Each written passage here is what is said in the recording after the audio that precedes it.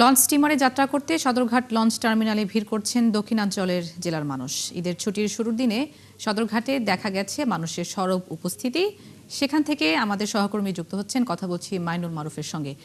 মাইনুল, সদরঘাটের সবশেষ কি তথ্য আছে আপনার কাছে জানাবেন? সদরঘাটের সবশেষ তথ্য যদি বলি যে কিছুক্ষণ আগে কিন্তু এখানে প্রবল বৃষ্টি হয়েছে এবং অনেকটা দুর্যোগপূর্ণ আবহাওয়ার মধ্য দিয়েই কিন্তু এই যে যারা লঞ্চগামী বা লঞ্চে যারা দক্ষিণবঙ্গের মানুষ বাড়ি ফেরেন তারা কিন্তু রওনা হয়েছেন এবং তাদের সাথে আমরা কথা বলছিলাম যে এই যে দুর্যোগপূর্ণ আবহাওয়ার মধ্য দিয়ে আপনারা যাচ্ছেন, এতে ভয় কাজ করে কিনা। তারা বলছেন যে ঈদে প্রিয়জনের কাছে যাওয়ার ক্ষেত্রে আসলে এইরকম যে ঝড়ো আবহাওয়া, এটাতে তাদের কোনো প্রভাব ফেলে না।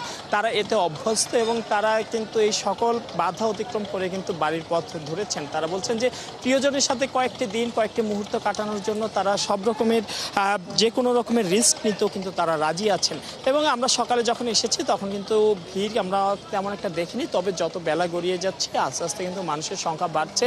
এখান থেকে মূলত বরিশালের লঞ্চগুলো ছাড়বে সন্ধ্যার দিকে এবং সেই লক্ষ্যে কিন্তু যারা আগে ভাগে রওনা হয়েছেন তারা কিন্তু এর মধ্যে লঞ্চে চলে আসছেন এবং চাঁদপুরের যে লঞ্চগুলো রয়েছে সেই লঞ্চগুলো কিন্তু কিছুক্ষণ পরপরই ছেড়ে যাচ্ছে। বরিশাল বিভাগের লঞ্চগুলোতে আমরা তাদের সাথে কথা বলেছি, তারা যেমনটা বলেছেন যে যখনই যাত্রী পূরণ হবে, যদি যাত্রী পূরণ হয়ে যায়, যাত্রী যদি যতটুকু প্রয়োজন তা যদি তারা পেয়ে যান তারা ছেড়ে যাবেন এবং নির্দিষ্ট সময়ের আগেও ছেড়ে যাওয়ার কথা বলেছেন কেউ। তবে যাত্রীদের ক্ষেত্রে আবার কেউ অভিযোগ করেছেন যে লঞ্চগুলোতে কিছুটা বেশি ভাড়া নেওয়া হচ্ছে।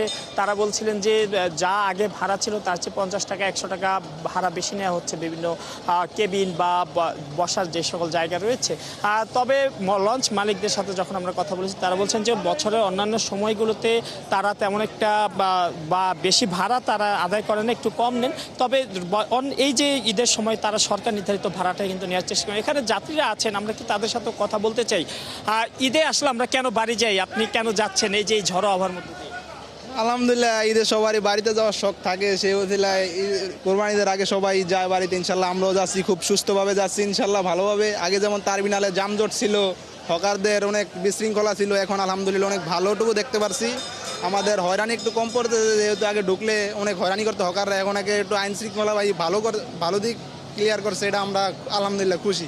যেমনটি বলছিলেন একটি গুরুত্বপূর্ণ কথা, এবার সদরঘাটে যে হকারদের যাতে দূরত্ব কবে সেই লোকে কিন্তু আইনশৃঙ্খলা বাহিনী কিন্তু নিয়মিত অভিযান পরিচালনা করছেন, যাতে হকাররা এখানে আগে দেখা যেত যে ঘাটের অর্ধেক জুড়ে কিন্তু হকাররা অবস্থান করত, ফলে যাত্রীরা ওঠার সময় লঞ্চে রওনা হওয়ার সময় কিন্তু বেশ ভোগান্তিতে পড়তেন। এই বছর কিন্তু সেই দর্শক, লঞ্চ যাত্রার খবরাখবর নিয়ে যুক্ত ছিলেন সহকর্মী মাইনুল মারুফ। আপনাকে ধন্যবাদ।